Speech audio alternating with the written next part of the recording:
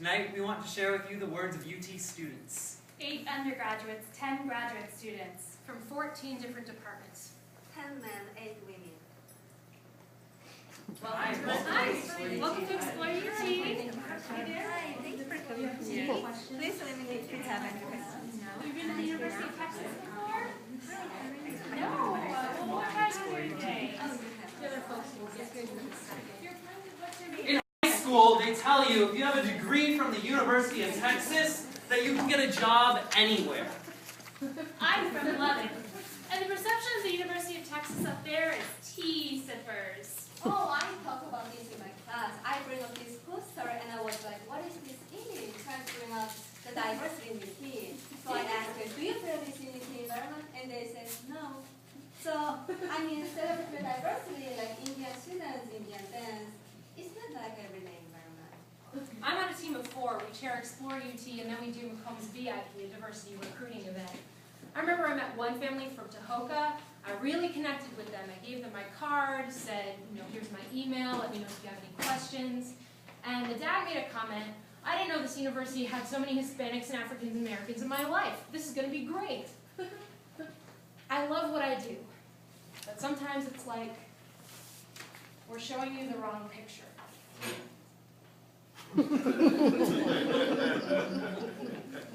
How many years have you been at UT? 2. 1. 2. Select your gender. Female. Female. Male. Select your race. Asian. White. White. What about multiracial? You can just choose the one you identify with the most. They're trying to keep options broad so they don't offend someone, but the word other creates a sense of difference. Oh, I'm other because I'm not monoracial. Being biracial, I feel a sense of otherness all the time. Being a part of the 6% of black students at UT, I feel otherness all the time. During my junior and sophomore year, I looked up stuff myself. I told my mom, like 7th and 8th grade, Mom, I'm going to go to UT for free. And she said, okay. And I said, no, I'm going to go to UT for free. I was really determined to get into UT. I came to explore UT by myself. Senior year, step 1 was I got the acceptance letter. And I was like, yes! How am I going to pay for it? We extend 75% of our available space to Texas residents. If we admitted all top 10% students, then all of our spots would be filled by class rank. The admissions process wasn't too crazy. I had a great counselor in high school. She really helped me through the process. My counselors were always at lunch. It's like 8 o'clock in the morning, but they are busy at lunch. So it's like I kind of had to define myself. We want well-rounded students here. So if you're in the top 8% of your high school class, we will automatically grant you admission, provided you apply on time and turn everything in. I could have utilized my resources a bit more in high school because they were there, but me being in high school thinking I know everything, top 10%, top 3%, I'm all right. We can't guarantee the major that you want, so you still have to do a good job on your essays and resume, okay? Everyone's going to go through the holistic review process. Top 10%. Now they're cutting that back. I was in the top 10%. I wasn't in the top 8%. They had done so many students, so they reduced it to the top 8%. So I wasn't guaranteed, so it was stressful. But the actual application process wasn't really hard. Now they're cutting all the funding to all the retention programs. Swim or sink, and we'll hope to see you in the end. So did that factor into your decision, knowing that you were coming into a department where you would be the only black student? No, because I don't think I knew that. And I definitely didn't know what the implications of that would be. Because there's no way I could have known what was coming. It was just weird because white students went to high schools where, it kind of felt like a college level. I felt like, wow, you all hit the ground running, and we were just trying to go out there. I was in school from 8:35 to 3:45. Boys and Girls Club from 5 to 9. I had a schedule. But when I got here my first day, I didn't have a schedule. When your mama drives down 35, she's down 35. I was just like, whoa, she really left me. What do I do? Oh, I cried. I didn't cry. Oh, I bawled. My mom cried enough for the both of us. I was just like, it's 3 o'clock. What do you do here at 3 o'clock? In a sense, they throw you out there and say, make it, here's a map, go. They can get lost. There's no one to tell them, look, you're not going out this weekend. There's no one to tell them, this is how you skim an article. The numbers tell a story. I'm glad we have top 10%, but sometimes top 10% has its downfall. I mean, they really don't give you the support to help you stay in school. In the black community, the retention rate for black males is really low. I mean, you get into UT, but you don't graduate, or it takes you 6 or 7 years to graduate. I thought it was going to be like a few of the black people at UT. I didn't know there were so many black people. The whole moment of like, you can literally count them on one hand. My family wanted me to go to an HBCU. I didn't want to go to an HBCU. I was like, HBCU is like low quality. But now that I'm here, I realize that it's a lot of pride. And I mean, when you go to an HBCU and you learn a lot and you immerse with people that are like you, it's just a sense of encouragement. Do you think everything in this world can be understood, or are there something that can't be explained by science? Business students can often be out of touch. We spend all day looking at Excel spreadsheets when those students over there are studying African American literature, gay and lesbian literature, just filling their minds up with information, culture. And so that's kind of my beef with business.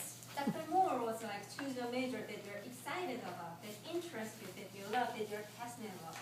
And that's what inspired me. In my acting classes, I was the only black student, and I guess that's not where you should talk about like African American culture and stuff. But no, we didn't talk about that. I've been in biology and Spanish, so we didn't really have a reason to talk about African American culture. We were going over the history of children's theater, and there's not one section on black theater for young audiences. And when I asked the professor about that, he's like, well, there's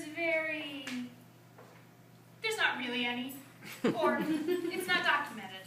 It's not a part of the canon. I take a lot of AFR classes because I never learned about that. I mean, I just never got into depth with black history. Listening to reviews of Dr. Moore, I thought he was going to walk in all black, you know, dashiki, like black power person. But I just like to sit and have a conversation with Dr. Moore, because he's going to tell us the real information. He talked to us about how to succeed, about how not to fail. What was it like to be the only black student in your department? Horrible. I think in terms of the racism that I see on campus, it's just these small daily things. And this usually happens for me in my other organization, the Undergraduate Business Council, because it's 101 people, 3 are African American. So I remember it's Texas Relays this weekend. It's track meet, and a high number of African Americans will be here. This weekend has a reputation for being, the word we like to use is ratchet, which is like crazy. So I'm sitting with my white friends, and this one girl walks in. She was white, and she says, I don't go downtown this weekend. It's Texas Relays. the room immediately looked at me, waiting to see my reaction. It's just really uncomfortable. This is my school. Welcome. I heard somebody say that racism still exists. It just has a prettier face. I would tell a black freshman, watch what you say, watch what you do, and diversify yourself. I feel like if you wanted all black friends, you can go to an HBCU. Go to a historically black college or university. But if you're going to come to the University of Texas at Austin, you should get the full experience. Good, bad, ugly. You should get it all and use it to make you a better person. My first year, one of these signs was the statues. Proximity is power. The closer you are to the power, the more money you have. On the six-pack, all those statues are Confederate generals.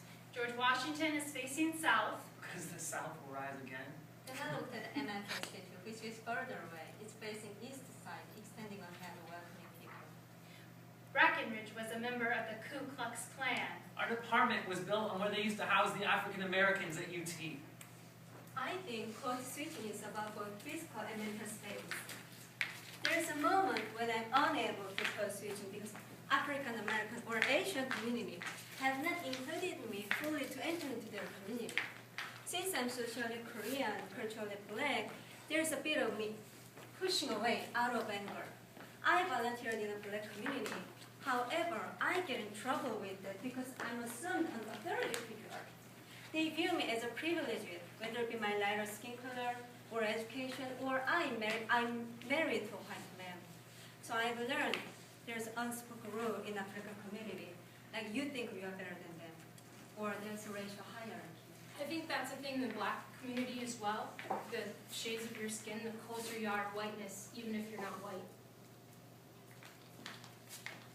I understand that I may be the first and the last black male that they'll see in front of the classroom, so I try to present myself professionally. I dress a certain way, I speak a certain way. I definitely don't want my students to think that I'm Professor Homeboy. I can't say for sure, but I want to say that when my black students saw me, that they were a bit relieved. In my business and communications course, we're talking about stereotypes. For some reason, the professor uses blacks for the entire class. I was the only African American. He's like, black women are confrontational. I'm sitting there thinking, do I want to walk out? I'm so tired of this show. I'm so tired of it. My friend, she's in another section, she's black. She called me at the end of the day and she was so upset. She really wanted to say something and get upset and lash out. But then you're proving his point of being confrontational. So we kind of just have to sit there and take it. That's diversity 101, common sense. I'm done teaching people. One of my professors told me that was my job. So I said, no, my job is to be a student. There's a time when I call identities. I just can't stand it anymore. When I came to college, I really felt the need to be surrounded by more African Americans, more so than ever in my life. Intervision's Gospel Choir was the first support group I had. That organization kept a lot of students in college. When I left my first rehearsal, I stepped out of the church and I immediately called home and was like, Mom, I found it. Like, this is it. I mean, we have our disagreements and arguments, but it's like family, you know? We come back together. I'm a mentor for Gateway Scholars. I mentor the freshman class. I help them out with the decisions they should make on their classes and social life. That's what most minorities tell me when they're in a predominantly white institutions. I mean, I'm here for you. If you need me, just let me know. That helps in a transition process. Not that we need a leg up. Through white privilege, many students naturally have access to these resources because their faculty members and advisors are all white. So having faculty members of color is pivotal. Are students at UT prepared or taught how to talk about race? We try to rationalize that we're in post-racial America. Martin Luther King walked and marched, and then we're done. But we're still in racial America. I feel we're not prepped to talk about race because it's such a touchy subject. No one wants to use the R word. Do not be disillusioned. We have not reached the mountaintop. Martin Luther King was a visionary who saw the mountaintop. We are to be the sojourners to reach it. We will reach the mountaintop when we take off the blindfold, address the issue of race, lay it all on the table, and then squash the issue good. Within the black community, I think we're aware that racism exists because we live it every day. I think it's, and I don't want to say white students, I think students who aren't African American, I would go ahead, I would say white students. Their mind doesn't really wrap around the thought of racism. I was on Facebook, and somebody had posted a picture of it, and they were like, this is an outrage, blah, blah, blah. And I was like, I don't know who did this, but she should probably hide. I was actually one of the 3 people that spoke in the Daily Texan, and I kind of worded it wrong, so it'll be good to have it on the record here. Clearly the piece was satire. However, it's portraying the wrong point. It's downplaying the idea of race. Stephanie Eisner was making it seem like the media was perpetuating the idea of race. But this is the issue. It is about race. And this whole comic thing really showed them that racism is still here. They're trying to deny that racism exists, and I'm like, it's here. It's in the paper. Don't you see it? Don't you see it here? And she misspelled the guy's name. That's the satirical part of it. Why did she print this on the day of the rally? Even if you had a great recruiting program, black people felt welcome. here with travel market stuff going on, it's really hard to feel good about the state of racial relations. People were hurt, and that's the real issue. This has affected more than just the 3 or 4% of African Americans on this campus. There's power in the tongue, and the power rests in the ability to act with discretion. I think it was Liberty, one of the papers of our founding fathers. They talk about the freedom of speech, but you have to know how to use the freedom of speech, because no matter what, there will be ramifications. The question is, will you be ready for the ramifications? And will you be willing to take responsibility for said words or actions? We need to use this as a platform for dialogue, and not just dialogue, action. That's why it's important for these types of projects to occur. And it's important that we get more people, and not just African Americans, but people who are socially aware, or culturally aware, or culturally conscious, and people who know about diversity, so that we can break down these chains. It's tough sometimes being African American on campus, but we go through these things together, and we make it. It takes time to build back. It's kind of like breaking an arm. It takes time to heal. And the arm's starting to grow back. Slowly, I think, but surely. Is there anything else you'd like to add? It was a good conversation. I feel I realized a lot of stuff just now. I've been holding it in all week.